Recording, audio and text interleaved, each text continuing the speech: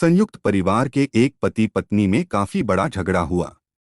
यह झगड़ा उन छोटे मोटे झगड़ों से ज्यादा गंभीर था जो हर पति पत्नी में सामान्यतः होता है, क्योंकि इस झगड़े में एक दूसरे की आलोचना करते करते बात इतनी बिगड़ गई थी कि पति पत्नी एक दूसरे से अब तलाक मांगने तक बातें करने लगे थे।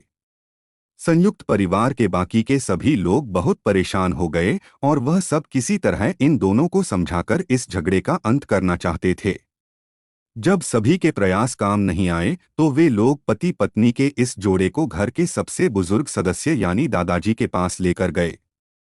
जब दोनों पति पत्नी दादाजी के कमरे में प्रवेश किए तो दादाजी ने उन दोनों को बैठने के लिए कहा और फिर पूछा कि बताओ तुम्हारी समस्या क्या है।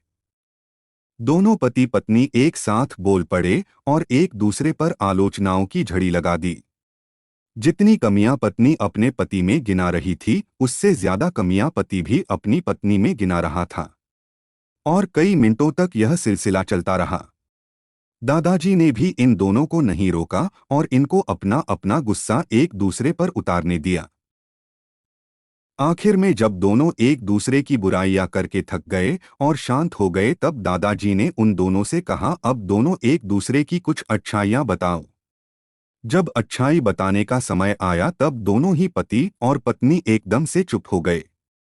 शायद गुस्से में उन्हें कुछ याद नहीं आ रहा था या फिर गुस्से की वजह से ही वह एक दूसरे की अच्छाइयां बताना नहीं चाहते थे। दादाजी ने यह बात भी महसूस कर ली। थोड़ी देर तक जब कोई भी नहीं बोला तब दादाजी ने कहा, अच्छा ठीक है, यह लो पेपर और पेन और एक दूसरे की अच्छाइयां इसमें लिखो।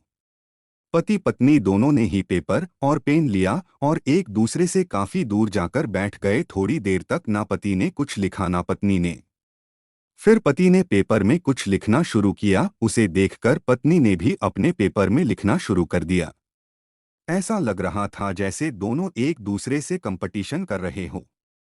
काफी समय तक दोनों ने पेपर में लिखा और जब पेपर लिखावट से भर गया तब दोनों ही अपना अपना पेपर लेकर दादाजी के पास उन्हें देने के लिए गए। दादाजी ने उन दोनों के ही पेपर लेने से मना कर दिया और कहा कि अपने अपने पेपर एक दूसरे को दे दो और अब एक दूसरे के पेपर पढ़ो। पति ने पत्नी को और पत्नी ने पति को अपना पेपर दे दिया। वे एक दूसरे के पेपर पढ़ने लगे।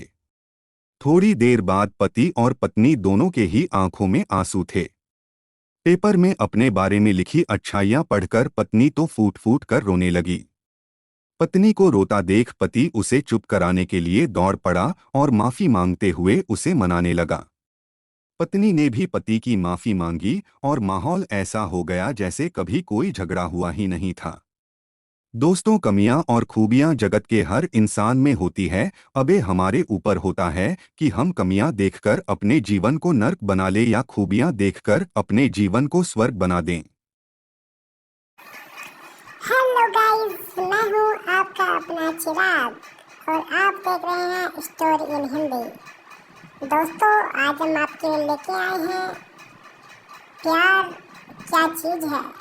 पति पत्नी में लड़ाई झगड़े क्यों होते हैं, पति पत्नी के अंदर झगड़े किस रीजन से होते हैं, इन सारी बातों को हम आपको बताएंगे।